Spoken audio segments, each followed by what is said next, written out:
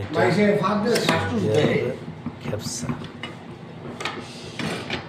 এটা অন্য সিস্টেমে পাকানো হয়েছে। ওটের মাংস, আমরা এটার ভিতরে অনেক কিছু দিয়ে থাকি, কিন্তু অনেকজনে সাদা রশিদা খায়। ভিডিওটাতে দেখতেছেন আমরা গাছের ডালা দিয়েছি, এটা বলা নিষেধ। আমরা কি কি মশলা দিয়েছি এটা বলতে পারবো না, কেননা মালিকের নিষেধ। খাবার টেস্ট।